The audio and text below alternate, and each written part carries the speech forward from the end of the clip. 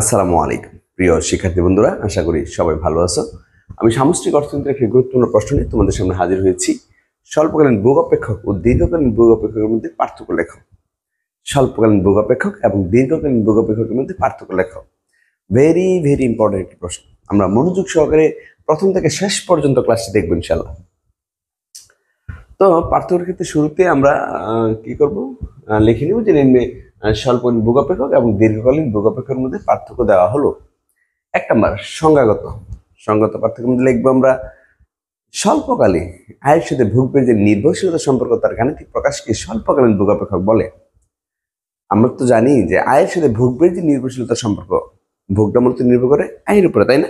তাহলে আয়ের সাথে ভোগের যে নির্ভরশীলতা সম্পর্ক তার গাণিতিক প্রকাশকে বলে ভোগ অপেক্ষক। আর যখন আমরা তার সাথে সময়টা লাগাই দিব, যখন লাগিয়ে দিব স্বল্পকালে, যখন লাগিয়ে দিব দীর্ঘকালে, তখন তাকে বলা হবে স্বল্পকালীন অপেক্ষক, দীর্ঘকালীন অপেক্ষক। যেমন স্বল্পকালে আয়ের সাথে ভোগের যে নির্ভরশীলতার সম্পর্ক তার গাণিতিক প্রকাশকে স্বল্পকালীন ভোগ অপেক্ষক বলে। কি বলছি? স্বল্পকালে আয়ের সাথে ভোগের যে নির্ভরশীলতার সম্পর্ক তার গাণিতিক প্রকাশকে স্বল্পকালীন ভোগ অপেক্ষক বলে। পক্ষান্তরে দীর্ঘকালে আয়ের সাথে ভোগের যে নির্ভরশীলতার সম্পর্ক তার গাণিতিক প্রকাশকে দীর্ঘকালীন ভোগ অপেক্ষক বলে। পক্ষান্তরে দীর্ঘকালে আয়ের সাথে ভোগের যে নির্ভরশীলতার সম্পর্ক তার গাণিতিক প্রকাশকে দীর্ঘকালীন ভোগ অপেক্ষক বলে। সমীকরণগত পার্থক্য, আমরা সমীকরণগত পার্থক্য লিখবো যে স্বল্পকালীন ভোগ সমীকরণ সি সমান এ প্লাস বি ওয়াই, এই হচ্ছে স্বল্পকালীন ভোগ সমীকরণ। যেখানে লিখে নিবে এইভাবে, যেখানে সি হচ্ছে ভোগ ব্যয়, ওয়াই হচ্ছে আয়, এ হচ্ছে তোমার স্বয়ংভূত ভোগ বা ভোগ অপেক্ষকের ছেদক, স্বয়ংভূত ভোগ বা ভোগ অপেক্ষকের ছেদক, আর বি হচ্ছে প্রান্তিক ভোগ প্রবণতা বা ভোগ সমীকরণের ঢাল, প্রান্তিক ভোগ প্রবণতা বা ভোগ সমীকরণের ঢাল, আর বি ওয়াই হচ্ছে প্ররোচিত ভোগ। আমরা এইভাবে লিখে নিতে পারি। সমীকরণগত পার্থক্য স্বল্পকালীন ভোগ সমীকরণ সি সমান এ প্লাস বি ওয়াই, যেখানে সি হচ্ছে ভোগ ব্যয়, ওয়াই হচ্ছে আয়, এ হচ্ছে স্বয়ংভূত ভোগ বা ভোগ অপেক্ষকের ছেদক, বি হচ্ছে প্রান্তিক ভোগ প্রবণতা বা ভোগ সমীকরণের ঢাল, আর বি ওয়াই হচ্ছে প্ররোচিত ভোগ। পরে পক্ষান্তরে দীর্ঘকালীন ভোগ অপেক্ষক সি সমান বি ওয়াই, যেখানে সি হচ্ছে ভোগ, ওয়াই হচ্ছে আয়, এ হচ্ছে এত নাই এখানে, বি হচ্ছে প্রান্তিক ভোগ প্রবণতা বা ভোগ সমীকরণের ঢাল, আর বি ওয়াই হচ্ছে প্ররোচিত ভোগ। ব্যাস, এইভাবে আমরা সমীকরণগত পার্থক্যটা লিখব। নাম্বার 3, রেখার উৎপত্তি স্থল। আমরা 3 নম্বর দিয়ে লিখবো রেখার উৎপত্তি স্থল। লিখে নিব যে স্বল্পকালীন ভোগ রেখা উৎপত্তি হয় লম্ব অক্ষ থেকে, স্বল্পকালীন ভোগ রেখা উৎপত্তি হয় লম্ব অক্ষ থেকে। পক্ষান্তরে দীর্ঘকালীন ভোগ রেখা উৎপত্তি হয় মূল বিন্দু থেকে। কি বললাম? স্বল্পকালীন ভোগ রেখা উৎপত্তি হয় লম্ব অক্ষ থেকে, পক্ষান্তরে দীর্ঘকালীন ভোগ রেখা উৎপত্তি হয় মূল বিন্দু থেকে। 4 নাম্বার, রেখাগত। আমরা লিখবো স্বল্পকালীন ভোগ রেখা নিম্নরূপ। স্বল্পকালীন ভোগ রেখা নিম্নরূপ। এই আমি স্বল্পকালীন ভোগ রেখা আঁকতেছি, এটা 45। এ হচ্ছে স্বল্পকালীন ভোগ রেখা সি সমান এ প্লাস বি ওয়াই,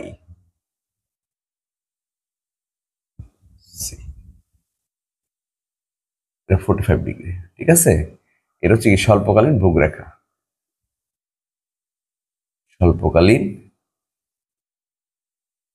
ভোগ রেখা, ভূমিকা থাকে আয় আর লম্বক থাকে ভোগ। ব্যাস, এ হচ্ছে স্বল্পকালীন ভোগ রেখা। লিখবো যে পক্ষান্তরে দীর্ঘকালীন ভোগ রেখা নিম্নরূপ। এম দীর্ঘকালীন ভোগ রেখা আঁকতেছি, এটা হচ্ছে 45 ডিগ্রি রেখা। এ হচ্ছে দীর্ঘকালীন ভোগ রেখা সি সমান বি ওয়াই। এখানে লিখতে পারি দীর্ঘকালীন ভোগ রেখা, দীর্ঘকালীন ভোগ রেখা। ব্যাস, ওয়াই সি, লম্বকে ভোগ, ভূমিকে আই। গেল 4টা। আমরা লিখবো যে স্বল্পকালীন ভোগ রেখা নিম্নরূপ, এই চিত্রটা রেখে দিব। দীর্ঘকালীন ভোগ রেখা নিম্নরূপ, এই চিত্র রেখে দিব। ব্যাস, এরপরে বলছে স্বয়ংভূত ভোগ ভিত্তিক পার্থক্য। স্বয়ংভূত ভোগ ভিত্তিক পার্থক্য 5 নাম্বার স্বয়ংভূত ভোগ ভিত্তিক পার্থক্য। যেহেতু স্বল্পকালে এমন এ প্লাস বি ওয়াই, আর দীর্ঘকালে শুধু বি ওয়াই, আর এর যদি স্বয়ংভূত ভোগ হয় তাহলে এটা কেবল স্বল্পকালে রয়েছে, দীর্ঘকালে নেই। তো আমরা লিখবো যে স্বল্পকালে স্বয়ংভূত ভোগ উপস্থিত, বাট দীর্ঘকালীন স্বয়ংভূতভোগ অনুপস্থিত। এভাবে বলতে পারি স্বল্পকালীন স্বয়ংভূতভোগ থাকে কিন্তু দীর্ঘকালীন স্বয়ংভূতভোগ থাকে না। স্বয়ংভূতভোগ ভিত্তিক পার্থক্য: স্বল্পকালীন স্বয়ংভূতভোগ থাকে, পক্ষান্তরে দীর্ঘকালীন স্বয়ংভূতভোগ থাকে না।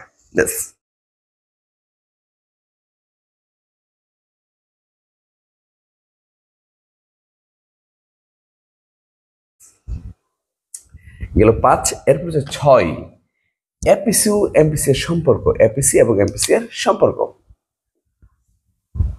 আমরা স্বল্পকালীন ভোগ অপেক্ষক বৈশিষ্ট্য যদি পড়ে থাকি, আমি একটা অনুরোধ করে বলতেছি, তোমরা এই প্রশ্নটা পড়ার আগে অবশ্যই স্বল্পকালীন ভোগ অপেক্ষকের বৈশিষ্ট্য এবং দীর্ঘকালীন ভোগ অপেক্ষকের বৈশিষ্ট্য পড়ে নিবা, তাহলে পার্থক্য খুবই সহজ মনে হবে তোমাদের কাছে। কি বললাম? স্বল্পকালীন ভোগ অপেক্ষকের বৈশিষ্ট্য এবং দীর্ঘকালীন ভোগ অপেক্ষকের বৈশিষ্ট্য পড়ে নিবা। প্রতিটা পড়ে তারপরে তুমি এই প্রশ্নটা পড়ো, তাহলে খুব সহজ মনে হবে। এপিসি এবং এমপিসি এর সম্পর্ক আমরা লিখবো যে স্বল্পকালে এপিসি গ্রেটার দেন এমপিসি হয়। স্বল্পকালে কি হয়? এপিসি গ্রেটার দেন এমপিসি হয়, কিন্তু দীর্ঘকালে এপিসি সমান এমপিসি হয়।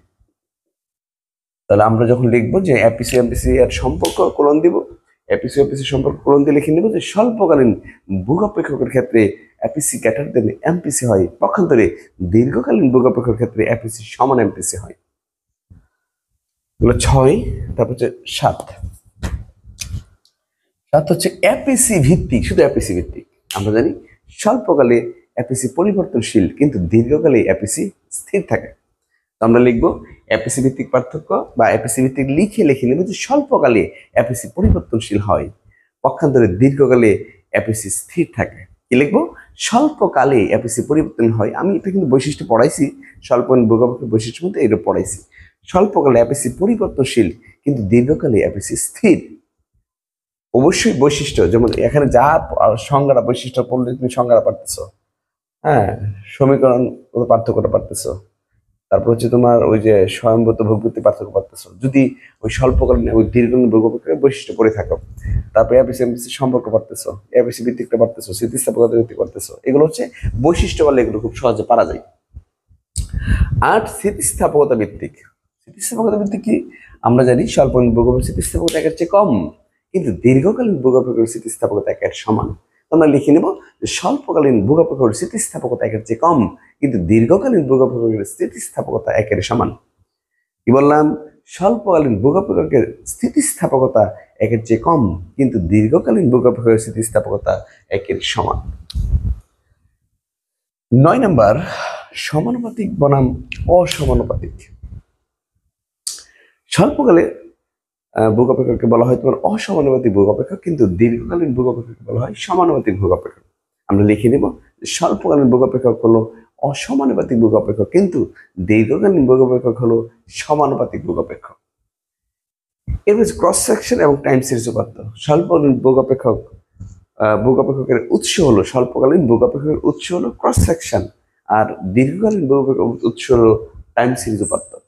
স্বল্পকালীন ভোগ অপেক্ষকের উৎস হচ্ছে ক্রস সেকশন উপাত্ত, পক্ষান্তরে দীর্ঘকালীন ভোগ অপেক্ষকের উৎস হচ্ছে টাইম সিরিজ উপাত্ত। এইভাবে আমরা 10টা পার্থক্য সুন্দর করে পড়ে নেব। আশা করি সবাই বুঝতে পেরেছ। আমার ক্লাস যদি ভালো লাগে, তুমি তার বন্ধু বান্ধব সবাইকে আমার অনলাইন ক্লাসের বিষয়ে শেয়ার করো। ভালো থাকো, সুস্থ থাকো। আসসালামু আলাইকুম।